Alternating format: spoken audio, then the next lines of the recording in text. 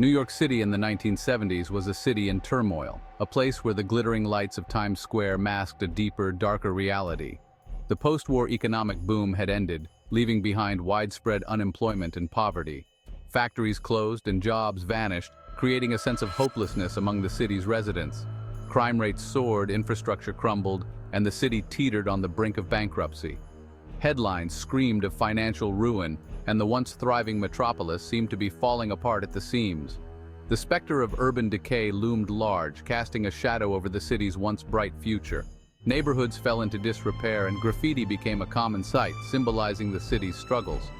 Amidst this backdrop of social and economic upheaval, a new breed of urban tribe emerged: street gangs. These groups, often formed for protection and identity, became a defining feature of the city's landscape, adding another layer to the complex tapestry of 1970s New York.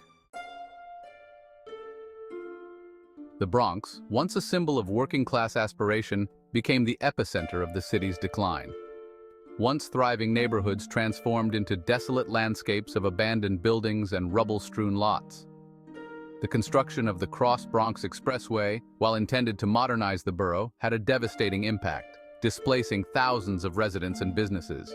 The Bronx became synonymous with urban blight, its streets a battleground for survival. In the vacuum of poverty, unemployment, and social disintegration, street gangs proliferated. They offered a sense of belonging, protection, and identity in a world where traditional structures had crumbled. These gangs, often rooted in specific neighborhoods, fought for control of turf, resources, and the burgeoning drug trade. Violence became a way of life, a grim testament to the despair that gripped the borough. Section 4. Savage Kingdoms: Notable Gangs and Leaders. The Bronx became a patchwork of gang territories, each ruled by its own code of conduct and hierarchy. During the 1970s and 80s, these gangs were not just about violence and crime. They were deeply embedded in the social fabric of the community. Each gang had its own identity, culture, and influence over the neighborhoods they controlled. Among the most notorious were the Savage Skulls, known for their fierce reputation and distinctive skull-shaped jackets. Their presence was felt across the Bronx, and they were both feared and respected by many. The Black Spades, a large and powerful gang with a strict hierarchy. They were one of the most organized gangs, with a leadership structure that rivaled that of a small corporation. Their influence extended beyond just their territory, impacting the broader gang culture of New York City.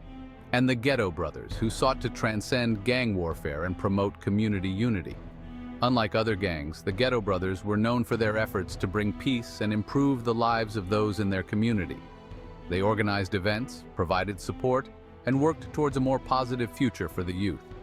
These gangs were more than just criminal enterprises. They were social organizations that reflected the realities of life in the Bronx. They provided a sense of belonging and identity to many young people who felt marginalized by society.